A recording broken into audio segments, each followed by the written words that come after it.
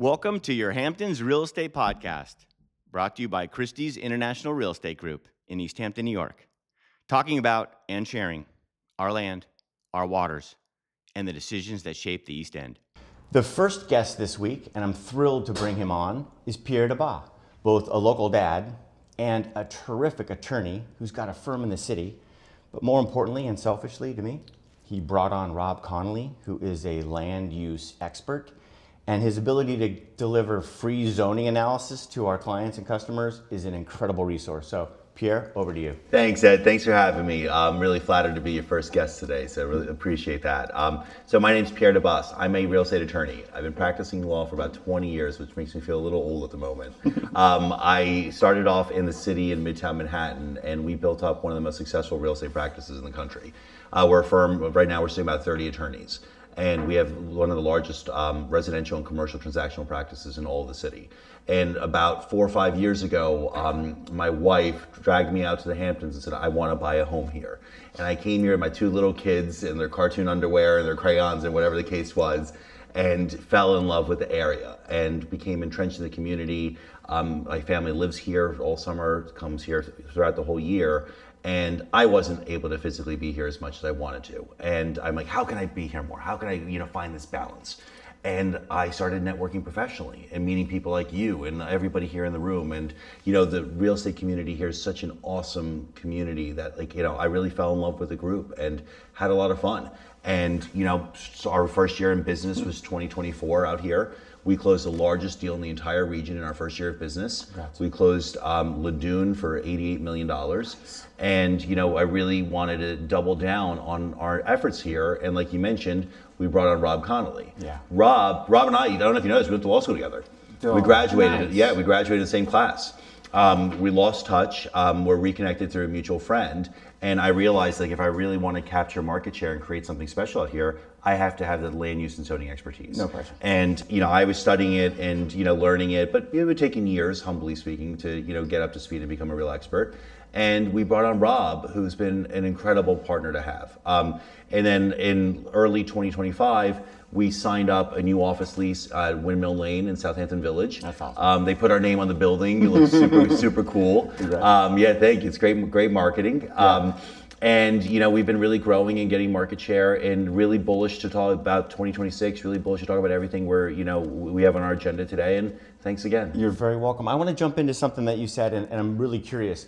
Having been, gone through the whole Christie's intro in the last 2 months, learning about this whole international firm, I'm in the city a lot. Mm-hmm. And I'm curious from your perspective, doing deals in the city and doing deals out here, it's a big difference. Oh yeah, no, total difference. I always joke, for what I do, I don't exist in most of America, right? Real estate lawyers don't get involved in most states in the country on residential transactions. When you take New York City and the Hamptons, you're taking them as 2 convoluted residential markets in the entire country, right? And, but the differences are so drastic between the 2 markets, to your point, right? I'm needed in both, but I'm in totally different capacities. Out here, we need zoning expertise. I don't touch zoning in New York City. But in New York City, these buildings are operated like companies, like corporations. Yeah. There's a tremendous amount of more Fannie Mae and Freddie Mac regulations to be concerned with. A lot of different, the problems in due diligence are just complete different spectrums, right? Totally different. I'm worried about financials of a building in New York. We don't talk about financials of a single family home here, right? Yeah. So it's been, honestly, professionally, I've loved the balance of mastering both, right?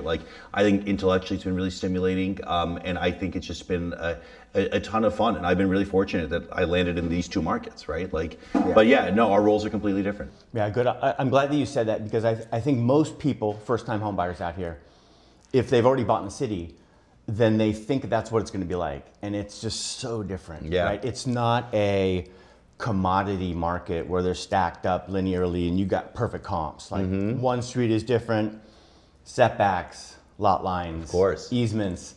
And if you don't know what you got and you're selling it, then the buyer doesn't end up knowing what they're buying. So without you, I think the seller becomes sort of clueless, but with you, I think they become way more productive and ultimately profitable at the end. So yeah, I always say a lot of what our role is to avoid come up with an analysis that said what pitfalls exist in a deal and how do we hedge against those pitfalls derailing a deal, right?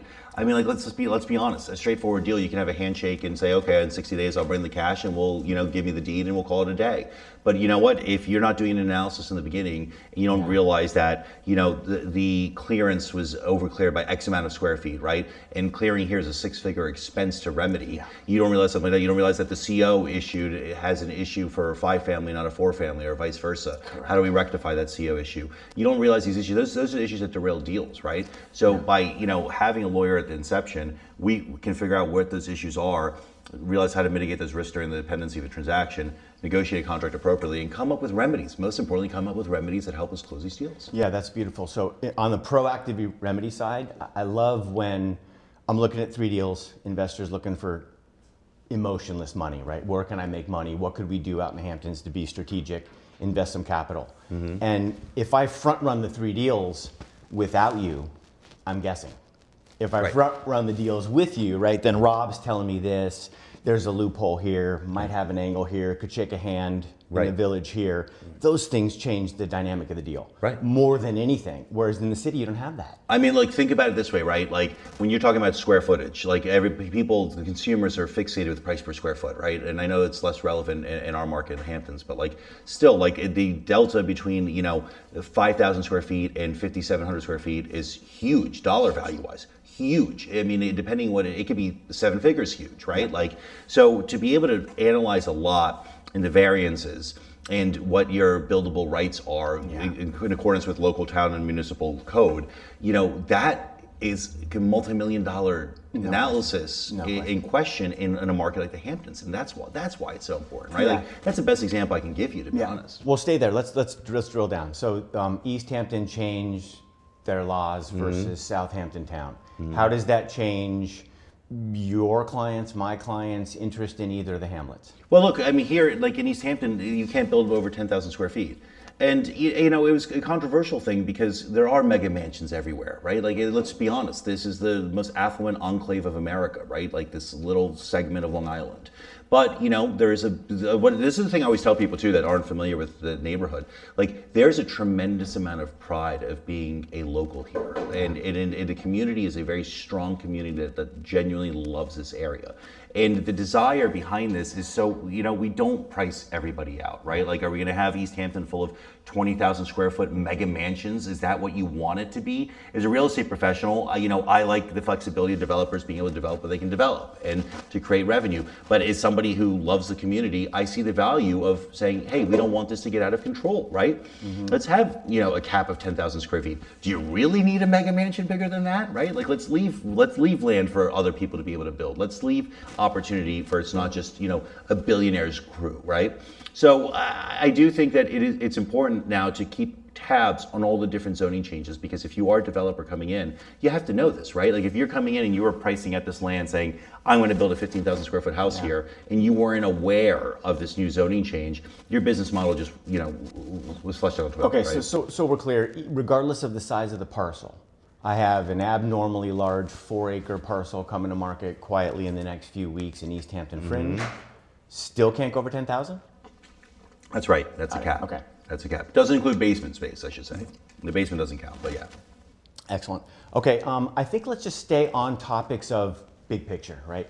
What changed recently, and I didn't even tell you guys this, but Pierre is regularly on Bloomberg and Fox Business and Early Morning Business shows, so I'm thrilled to have him here. Right. But let's at least get some of his macro picture thoughts. For example, didn't the administration do a pretty profound real estate move recently? And can you talk through this? Yeah, no, I love this topic because last year, we're in 24 when we had the election, housing came up, right? And there's a crisis in America in housing, and everybody had great grand ideas. And like any election, regardless what party you believe, I could care less. Everybody likes to just say what everybody wants to hear, and they don't follow through. Finally, a year and a half later, we're actually having some action taken towards alleviating the burden on Americans in the housing market. And it's about time. I'm really glad in 2026, this has become the forefront of the agenda because it's imperative. So when you look at the country in 2023 and 2024, we had back-to-back record 30-year lows of housing activity in America. And what's that sparked by? interest rates going up from the high 2s to the low 7s, right? Like, which made it unaffordable, and a tremendous lack of supply that we have in this country, right? Like, I mean, like your stats here, the amount of houses on the market in the Hamptons, what is it, 50% less than what it was pre-pandemic on the market. So there's an inventory crisis at everywhere you look in the United States of America. So what can be done? The most important thing to be done is to increase supply, but that's going to be a very undaunting task, right? Like, and that's something that's not being addressed yet. What has been addressed, Trump came up with 2 proposals. They're not home runs, like they don't alleviate the issue, but they chip away at the problem and they help us go in the right direction. First one, more interest rates, right? Interest rates is the biggest problem. Everybody's fixated on Jerome Powell and the Federal Reserve and when are they going to cut rates, when are they going to cut rates. We had 3 rate cuts last year. Mortgage rates didn't move. Like, so a big disconnect is that people think that the Federal Reserve rate levels impact mortgage rates directly. There's a loose correlation, right? It's not a direct correlation. What does predominantly direct impact interest rates is the 10-year Treasury. So Trump's proposal is for Fannie Mae and Freddie Mac, who've become, who provide all the liquidity to the real estate market in reality throughout the country. They've had some tremendous years in the last decade, tremendous years. They're flush with more cash than they've ever had. He said, you go buy $200 billion of mortgage bonds. By you going and buying mortgage bonds, you instill confidence in the market, in an investor market, that mortgage securities are safe, stable investments, real estate market, safe, stable investment. And the interesting thing is the more demand that goes up for mortgage bonds, the lower rates go. The yield curve operates in that manner. So the more demand goes means that there's more level of comfort. So they don't have to issue you as high of a rate to entice investment. Where if it's a riskier investment, they have to entice you with a higher rate of return. So by bringing down, you saw mortgage rates, the day that he announced this, the mortgage rates dipped below 6% for the first time in 3 years. Just by the announcement. Nothing's been done, by the way. Like, no action's been taken. It's the announcement. So now the more demand, presumably this is going to lead to uptick in demand in mortgage bonds, which will continue bringing rates down. If we get to a rate environment where you're in the 4.5% to 5.5% world, right? Like, you're the market skyrockets, right? I love that. That'd be the new normal again. It'd be the new normal. Nobody's nobody's holding their breath for 2.7%, 2.8% anymore. Agreed. Nobody's like holding out for that. I'll take 4. I'll take a 4. I'll take a 5 too. You'll take a 4 or 5 doing jumping jacks and backflips, right? Like, so will the rest of the country. Yes. So that then helps alleviate the affordability issue. Now, the problem is it will drive up prices because now demand's going to go up and we still have the inventory problem.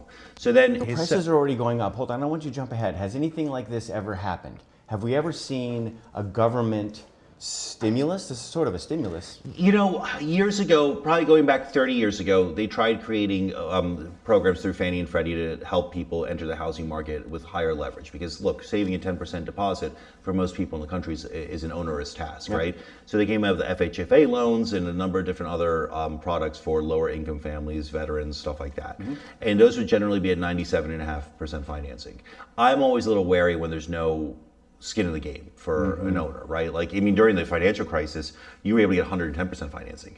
We had people in Middle Island buying homes. Imagine 110% financing. Theoretically, that extra 10% was to help you renovate the home. They were taking that money and going on a Disney World trip, right? Multiple homes. Right. That's back in the 08s. Mind-blowing, the reckless, ridiculous behavior that took place. Yeah.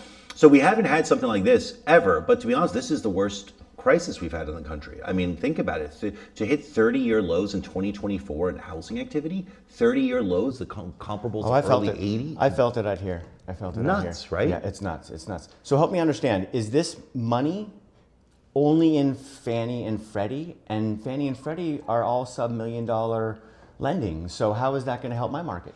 So it's a fantastic point you bring up. It'll help your market by the fact that rates will come down as a result of it. Even if your clients are getting jumbo mortgages that aren't sellable in bank's portfolio, like, rates come down across the board, which impacts and assists every level of real estate in town. Okay, and then what about overall macro headwinds?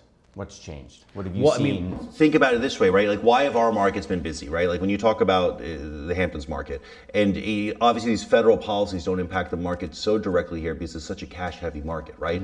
But everybody's impacted by interest rates in some manner, right? Always. Even our cash buyers, most cash buyers, it's not like they have 20 million sitting in a checking account. They take a line of credit against their securities, or take a line of credit against another asset. There's still an interest rate, Agreed. Right? How often do you have a cash buyer get a loan? They get a loan to do the deal. All the time. All the time. Yeah. My bid is all cash, close quick. Right. And the deal is private wealth gives him 1.5% cash on one of his portfolios or her portfolios. Exactly Yeah, it, okay. right? Like they're not going to a retail bank and taking a mortgage and filing an application. They're calling their wealth manager and saying, I need a line of credit, and for our purposes, they're buying in cash. So these big wins change both the fear, right? The headwind right. of fear, right. and the cost of money is now going to go lower. Yes, exactly. Which then also stimulates every aspect of the economy, right? Like, so if you look at it, why did the Fed cut rates last year? Because job numbers came in poor, right? So then what does it mean if job numbers are coming in poor? That businesses aren't growing and they're not hiring. So if we cut rates, which cuts the cost of debt for businesses, it gives them opportunity to expand at with cheaper debt service. That's the theory, right? So why, on a macro level, you're talking about why is this good for our markets? Yeah. Take a look at the stock market. Just look at the S&P, minus yesterday and today, right? It's been a little bit of a whirlwind the last 2 days. Every week we break a record high in the stock market. Every single week for the last, 6 months? Like, since the whole fear with tariffs subsided, which resurrected this week, which is why we've had some turmoil. But like, you're talking like, okay, with the market's hitting a record high that consistently, that means liquidity and affluency is going up in proportion or a greater proportion, right? Agreed. And what benefits from that? Luxury goods, Yeah. luxury real estate. Yeah, Exactly. it's funny. I want to stay here because this is one of those cycle patterns that I've seen over the course of my 2 decades. When we, as past Wall Streeters or New Yorkers, see the market fall off, we get spooked, like super spooked. But from a local living in the Hamptons now, I've noticed sell-offs of 10, 15, 20%, like big corrections. That money comes out of a share-heavy portfolio and goes into hard assets. Right. Like Right. luxury goods. It's exactly what I see. And Absolutely. it starts with either a car, a boat, handbags, watches, things like that, vacations. But it ends with a house. Right. Every time. Yeah. Right? Because that money's got to come out, right? I'm long 4 or 5 companies. I'm long NVIDIA for 4 years, right? I'm good here. And the accountant says you need to get out of some of your paper and into some hard assets. Right. I don't mind a correction. No, look, Yeah. it's good. It's good for us as real estate professionals, which people look at real estate as a stable and safe asset and diversification. You're right. Like if you're overexposed in the equity markets, you may pull some of actually not you may. A lot of people have pulled money out and put it in real estate. Yeah. And even that we're talking about like luxury real estate, it's still a very incredibly valuable asset. Like it's an asset that generally appreciates. And people have full confidence in investing in it. It's not speculative in any regard, right? Yeah, Like, let's and you get let's the use stay of there. enjoyment, right? Yeah, thank you. So that now selfishly, that's my favorite topic because I've found in working with my locals, if they treat real estate like a line item on the portfolio and remove the emotion, it becomes one of the best generational wealth building tools on the planet. And all the wisest billionaire, ultra high net worth families that I work with, it's just ingrained. Right. And I'll get phone calls from the family office saying, daughter's ready to buy a house. What do we like? What do we like, right? She wants a 4-bedroom, 3.5 bath house and loves the Springs, right? Because she's got dogs. He's not looking, right? Dad's not looking, mom's not looking. Right. She'll click around a little bit. They're going to trust me to find the house, the builder, the caretaker, run the whole thing. That's a terrific service. So I love that whole, story. I think it's a beautiful thing. And there's more here than just real estate. I think ultimately we have luxury bunkers where people can put their goods and run to, and it's a great place and it's safe. And I'm glad you're here to help us do well. Thanks, dude. Thank you. You're welcome. Any questions from your side to me? Well, I want to say, like, where do you see development? Like, clearly, like when you're looking at the number of listing properties on the market and the drastic decline over the last 6 years, what are developers waiting for to develop here? Is it the lower cost of materials, lower cost of land, lower cost of debt service? Like, what could be done here to spark development because you desperately need it? No, that's a good one. That is a really good question. So I think the answer revolves back to, in every other marketplace, real estate players look for an 8 cap, right? I'm making 8 points or better on my investment. We're a 6 cap world because we're seasonal and our commercial doesn't have 12 months, right? So what would change if the town would give us a little more tailwind to do things with highway front commercial? Okay. I think that's one of the things. There's so many buildings on the highway that are sitting there that have a storefront and could have a two apartments above, right? And there's a lot of houses with the garages that could have nice apartments above. And then this ties into like my dream of, yes, I want to service the community with this new Christie's brand. I'll do it. All your bells, everything we have, for sure. But more importantly, there's a community here that needs to live, right? And affordable housing is a serious issue. Oh yeah, it's a huge problem. And I'm going to talk about that every single week. And my hope is sooner or later we look at things like other states might. For example, we have all this preserve land saved. Fine, I love it. It's great. And if we're never going to build on it, okay, that's your decision. But there's also a lot of land along the MTA rail. Quality land along the MTA rail. And I don't know why we couldn't build 2-story, 2-bedroom apartments or 1-bedroom apartments for staffing to live on that MTA land. So who do I talk to? I don't know. I'll find it. Which impacts the local economy. These businesses can't hire people because there's nobody here. I know. Right? It's a huge problem. It's a huge, huge problem. You know, local schools, local private schools out here have to have their teachers coming from Hampton Bays or Riverhead, and they're paying $4,500, $5,500 a month in an area they'd rather live here because they don't have to drive every day. Yeah, in summer, good luck with an hour and a half commute, right? Yeah, and that ties into my second weekly topic will be Highway 27. Yeah. You know, I don't know But what how about the same question in terms of like single family homes? Like you need to develop those too. Yeah, I think single family homes, in terms of like you need the town to give us more. Like what's going to prompt developers to start developing more houses here? It's profit. Yeah. You know, if the developer calls me and says, "Can I make 10 points?" You know, Right, and right. what I end up getting is the end user just wants to make sure they make a smart investment. Right. So the land's too expensive. And The land's cost... too expensive. The cost is too expensive. Yeah. Getting out here is too expensive. And if you don't have a house or a place for your crew to live, and they're commuting, your math's shot. Yeah. Yeah, that's great. It's great. It's a great point. You Yeah. know, and that's a problem. Like you got to address it. You need it. It's a big problem. Because look, you're not going to free up. Like lowering rates will get people to move, right? And people may make not lateral moves, but people may trade up or trade down because now there's some flexibility because your debt service. Like nobody was going to trade in a 2.7 rate for a 7% rate, right? Like nobody in the world, right? Because of how much money's been made, people will trade it in their 2.7 for a 4.25. I agree. And they'll be like, you know what? I want to upgrade. I have the money to do it.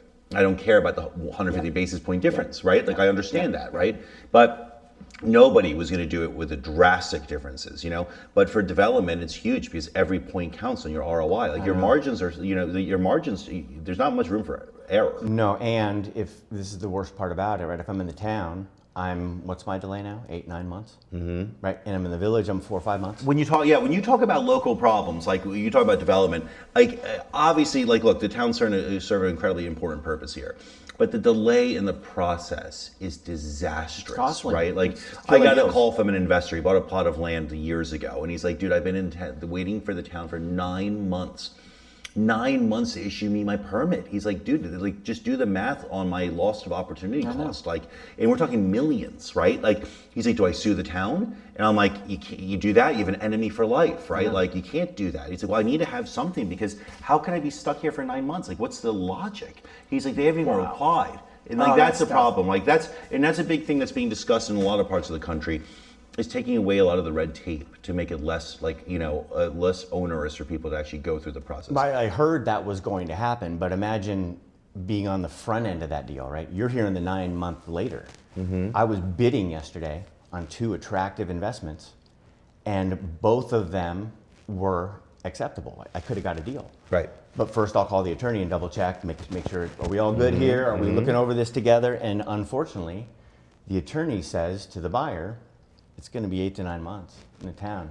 Guess where those bids went? Right. Gone. Right. Gone. No bids. I know. 9 months? I know. Eddie, do the math on that. I'm going to carry my money for 9 months and I can't even start. What if I don't get it? Some other guy went 9 months and then got rejected. Reboot. Come on. I know, it's too much. You can't, Yeah. you got to get rid of a lot of the red tape. Well, that's what I'm You saying. have So to. what is that? Do I bring in, like, who would talk through that? Because I don't want to blow it up. How do we make it more efficient? Do we hire more people? What's needed? Yeah, you need to hire more people because they're all government agencies for the most part, are generally short-staffed. Yeah. And you need to get an expert to come in and go through what the regulations currently are and the codes are and what could be revamped, right? Like, what's obsolete? What can we cut out to expedite the process? Like, it's imperative. But now you're talking politics, so like, good luck to us, right? Like, it's a tough one. Yeah, I don't want to put my hands up, right? It shouldn't be that because it's in the political realm, we have to just put our hands up and Right. not care, can't Right. we at least create a soapbox and talk through it? Because it must be discussion that would help.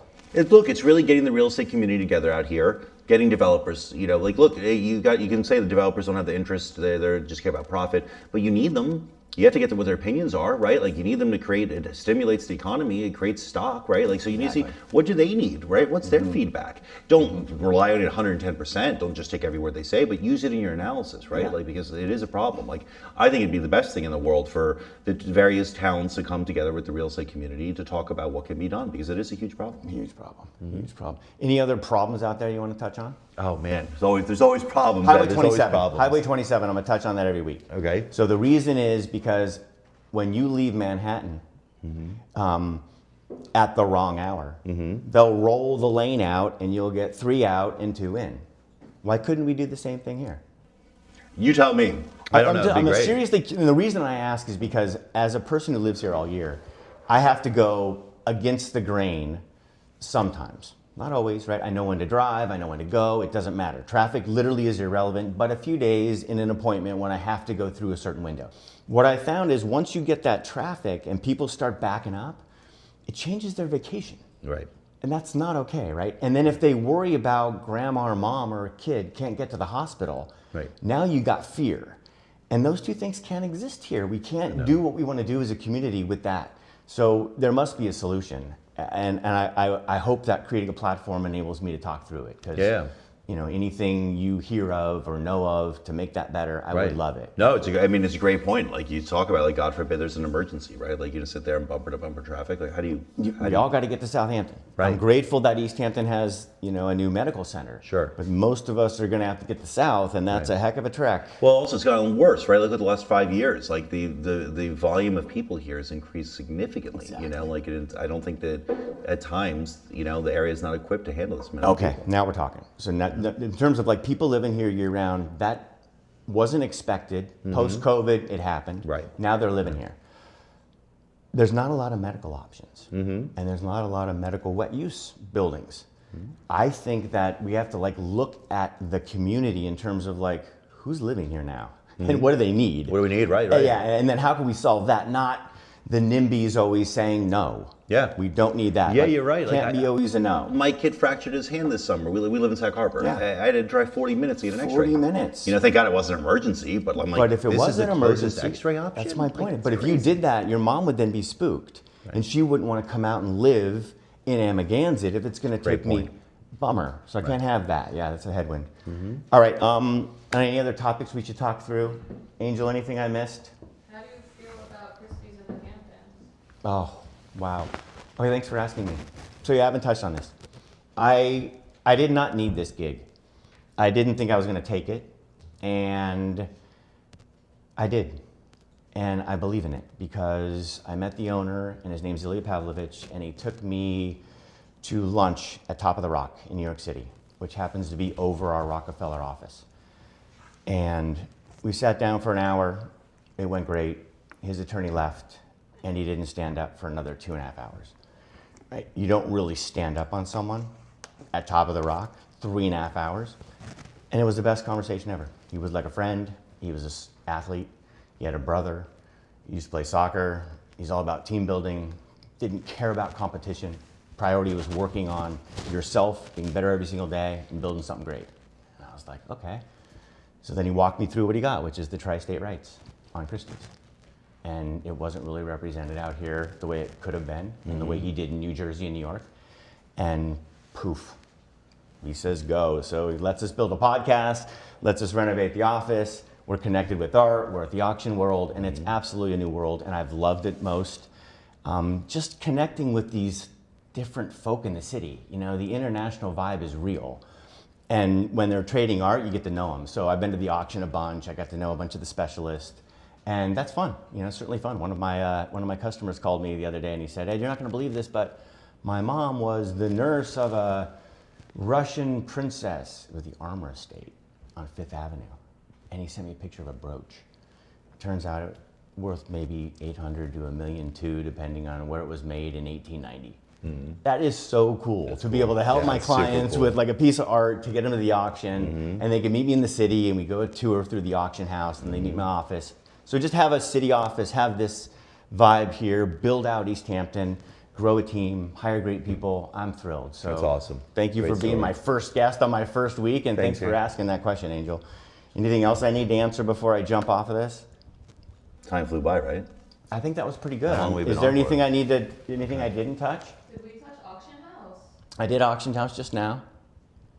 And I did, what was one more thing? I thought I had one more. We want to go over the market matrix? No, I think we touched the market. I'm okay with that. And you want to look at it real quick? Just pull it. Yeah, thank you. So we built this little marketing matrix out. My thinking was at least show you the hamlets so I could just pick your brain on something that was sticking out. You know, I loved that you did a huge trade last year. I do like talking about the one-offs. Yeah, they're totally. kind of unique and you can learn something from them. Totally. But my big takeaway from last year was first, second, third quarter were incredibly sluggish. The fourth quarter broke. It broke because of the expectations that rates would begin to move lower. And I think that's a big difference as we move into 26. And what I'm hearing is a lot of buy-side phone calls. Yeah. Right? Are you seeing more transactions? Total. Oh yeah. I mean, we're January. Let's say January 21st. January is the quietest month of the year for us out here, right? Like in terms of new deals. We're getting more new deals this month than I've seen in any January, right? Yeah. Like it's because what you're saying, right? The first 3 quarters were dead. Yeah. I saw it. It was August. I remember seeing my house, and it was like mid-August. And I'm like, my wife and kids are born on a day apart, the 16th and 17th. I try to take that week off every year. I'm doing a staycation, which never works out, right? And I'm like, why is my phone ringing off the hook the week of August 16th? Like this is weird. And I'm like, all right, maybe it's a blip, right? Like, and then all of a sudden it kept going, and then we're like Labor Day, and I'm like, wait, the phone's still ringing. And it was consistent through the end of the year. So you're talking about the last 5 months of the year. I wouldn't say the whole second half. Last 5 months of the year, that momentum's not stopped. Agreed. And a large part of it too is like everything we talked about today. But also, let's be honest, the concept of pent-up demand is real, right? Like people are like, dude, I want to transact. I want to buy something. I'm not waiting any longer. I waited 3 long years, right?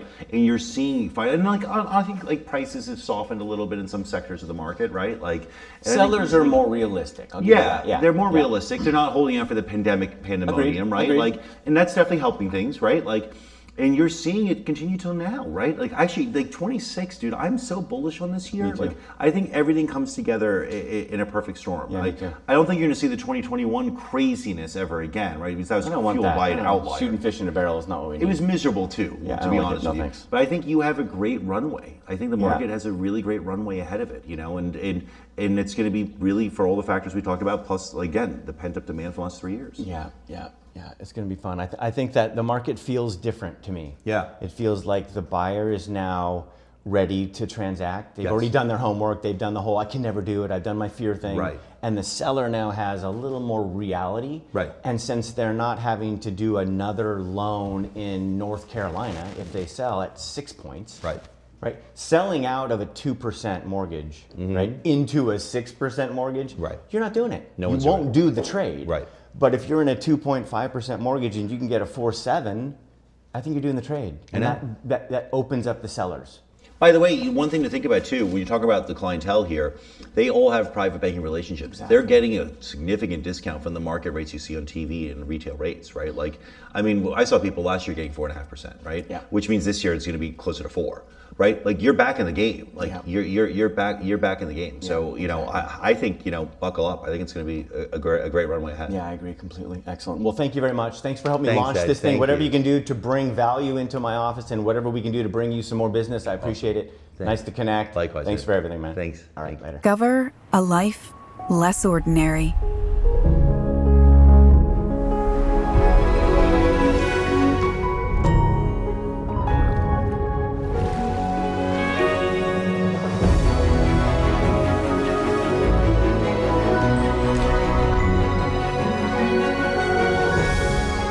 Your world, perfected.